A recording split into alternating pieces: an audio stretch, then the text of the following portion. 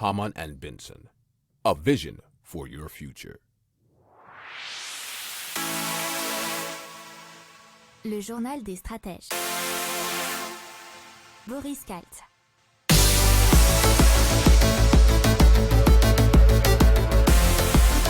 Bonjour à tous et bienvenue dans le journal des stratèges consacré aujourd'hui à la tech. Et on va vous parler plus particulièrement de coton made in France, de bactéries bioluminescentes pour éclairer les rues, de tunnels photovoltaïques pour les vélos et d'un taxi volant monoplace pour atteindre 260 km/h. Vous écoutez le journal des stratèges numéro 173 et ça commence tout de suite. Hamann and Benson, a vision for your future. Le journal des stratèges.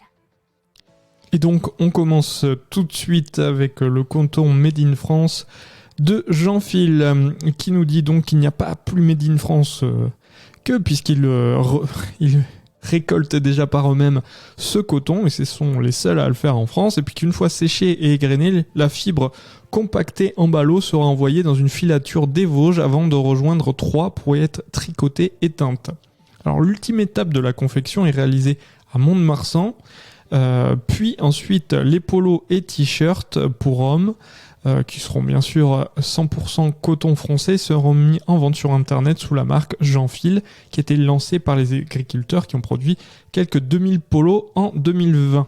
Notre coton, nous dit le style, fait environ 2400 km dans l'hexagone pour devenir un polo, alors qu'aujourd'hui en moyenne un t-shirt fait 65 000 km avant d'arriver chez le consommateur. Ils indiquent être régulièrement sollicités par des marques de textiles françaises qui voudraient bien sûr acheter cet unique coton français.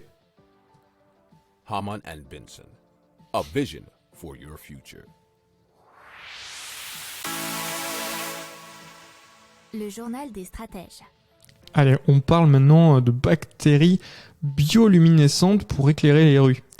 Et effectivement, Glowy développe au sein de l'incubateur de biotechnologie Génopole, qui se trouve à Ivry dans l'Essonne, des bactéries marines qui, une fois plongées dans un aquarium d'eau salée, produisent une lumière bleutée suffisamment puissante pour rivaliser avec l'éclairage urbain classique. C'est ce que nous disent un article des Échos.fr. À l'image des vers luisants, des lucioles, mais également de 80% des organismes marins, la matière première vivante conçue par Glowy luit dans l'obscurité. Pour cela, son bassin doit être suffisamment nutritif afin que les bactéries puissent convertir l'énergie chimique en énergie lumineuse. Chaque aquarium doit ainsi être nourri régulièrement et alimenté par un flux d'air, vecteur de dioxygène, qui est indispensable pour cette transformation. Alors, les recherches ont pour l'instant permis d'obtenir une puissance maximale de 15 LM par mètre carré contre 25 LM par mètre carré pour l'éclairage public des parcs et jardins par exemple. Donc vous voyez qu'on n'est pas encore au même niveau d'intensité d'éclairage. Mais malgré cet écart, Glowy a déjà convaincu la Commission européenne qui, dans le cadre d'un appel à projet sur la transition énergétique, a subventionné Glowy à hauteur de 1,7 million d'euros il y a un an. Alors, les principaux clients de Glowy sont des collectivités locales, des campus ou des intermédiaires de l'aménagement du territoire tels que des promoteurs et des architectes. Alors, ce concept a par exemple déjà séduit la ville de Rambouillet. Hamann and Benson, a vision for your future. Le journal des stratèges. Allez, on parle d'un tunnel photovoltaïque pour vélo qui s'appelle Solar Véloroute. C'est une piste cyclable couverte par une structure en acier et une multitude de panneaux solaires. Alors, il serait relié à des bornes de recharge aux alentours. Et il faut savoir que 1 km du véloroute produirait 2000 mégawatts par heure et pourrait alimenter 1000 voitures électriques ou tout autre véhicule urbain. Donc ça n'a pas encore vu le jour, mais il faut savoir que ça peut être une infrastructure très intéressante. Hamann and Benson, a vision for your future. Le journal des stratèges. On vous parle maintenant d'un taxi volant et c'est celui de Zeva Aero. Alors Zeva Aero, c'est une véritable soucoupe volante, nous dit Futura Science, puisque elle fait 2,4 mètres de diamètre et elle est conçue pour transporter une personne. Alors le passager entre dans ce taxi volant, ça a une forme d'ovni et il entre bien sûr en position debout.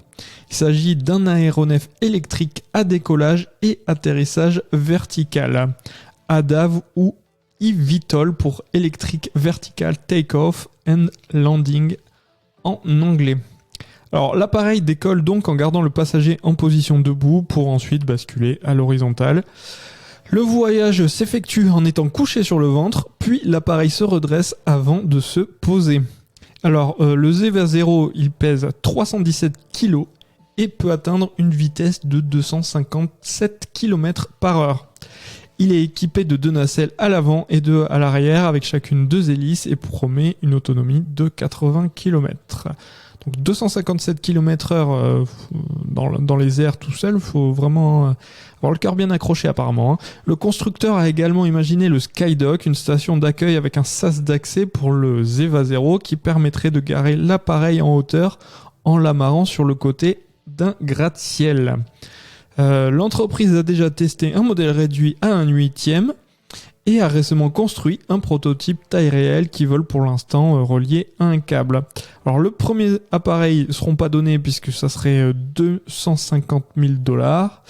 Et la société souhaiterait voir son véhicule volant dans tous les garages d'ici 2040. Et ils nous disent dans l'article dans tous les garages, mais je rajouterais presque sur tous les toits vu ce qu'on nous dit pour les gratte-ciel. Hamann and Benson. A vision for your future. Le journal des stratèges. Voilà, c'est tout pour aujourd'hui. Je vous souhaite une excellente journée et je vous dis à demain pour plus d'infos. Ciao.